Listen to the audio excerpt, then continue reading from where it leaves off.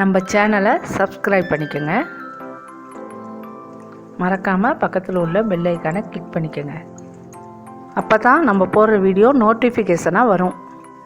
வாங்க வீடியோக்குள்ளே போகலாம். ஒரு பேனை அடுப்பில் வச்சுட்டு 200 கிராம் ஆயில் ஊற்றி அதில் 2 பட்டை, 5 ஏலக்காய்,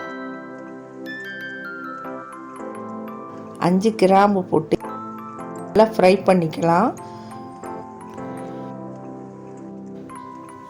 அடுத்து 3 பச்சை மிளகாயை சேர்த்து இதையும் கொஞ்சம் ஃப்ரை பண்ணிக்கலாம்.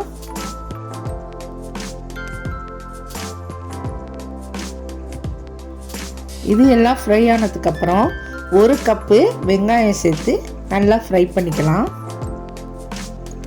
வெங்காயம் கண்ணாடி மாதிரி வதங்கினதுக்கப்புறம் 1 கைப்பிடி அளவுக்கு கொத்தமல்லி புதினா எடுத்து அதையும் இதில் சேர்த்து வதக்கிக்கலாம். இதில் இப்போ 1 ஸ்பூனு மிளகாய்த்தூள் சேர்த்துக்கலாம்.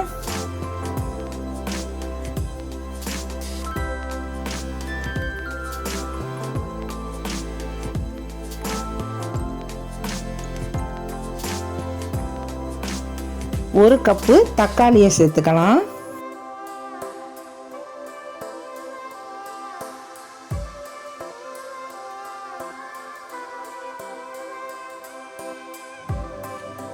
மசாலாவுக்கு தேவையான அளவு இப்போ நம்ம உப்பு சேர்த்துக்கலாம்.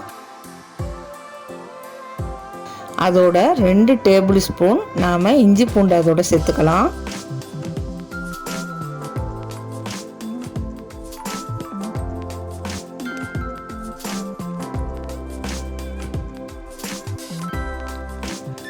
இப்போது இஞ்சி பூண்டோட பச்சை வாசனை போனதுக்கு அப்புறமா நான் 3 கப்பு பாஸ்மதி அரிசி எடுத்து வச்சுருக்கேன். அதுக்கு தேவையான தண்ணீரை இதில் நம்ம சேர்த்துடலாம்.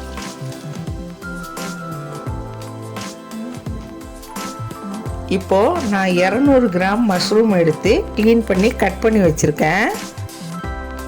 இந்த 200 கிராம் மஷ்ரூம் 3 கப் அரிசிக்கு கரெக்டாக இருக்கும். இப்போது தண்ணி பபுள்ஸ் வர நேரத்தில் கட் பண்ணி வச்சுருக்க மஷ்ரூம் எடுத்து நாம் அதில் சேர்த்து ஒரு 5 மினிட்ஸ் கொதிக்க வச்சுக்கலாம். இந்த மஷ்ரூமை நாம் முன்னாடியே போட்டு வதக்கிடாமல் நாம் இப்போ மசாலா தண்ணியில் சேர்த்து கொதிக்க வச்சோம்னா தான் இன்னும் பிரியாணி நல்ல டேஸ்ட்டாக இருக்கும்.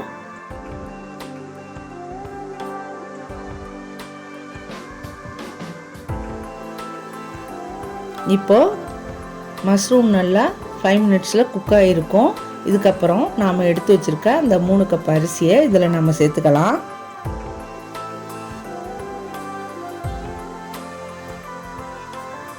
இப்போ நம்ம ரைஸ் போட்டு 10 மினிட்ஸ் போதும். இதுக்கு 10 மினிட்ஸ்லேயே இப்போ நம்ம வந்து சீக்கிரமாக ரெடி ஆகிடும் பிரியாணி. ஏன்னாக்கா இது நம்மளுக்கு சிக்கன் பிரியாணி கிடையாது, ரொம்ப நேரம் எடுத்துக்கிறதுக்கு டைமு. மஷ்ரூம் பிரியாணிங்கிறதுனால 10 மினிட்ஸ்லேயே பிரியாணி சூப்பராக ரெடி ஆகிடும். பாருங்கள், இப்போ சூப்பரான சுவையான மஷ்ரூம் பிரியாணி இப்போ ரெடி ஆகிடுச்சு. நீங்களும் இதே போல் செஞ்சு பாருங்கள்.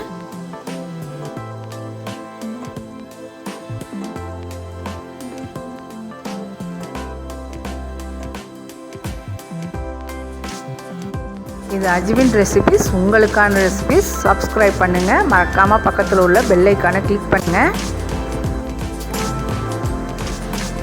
லைக் பண்ணுங்கள், ஷேர் பண்ணுங்கள், கமெண்ட் பண்ணுங்கள். அஸ்ஸலாமு அலைக்கும்.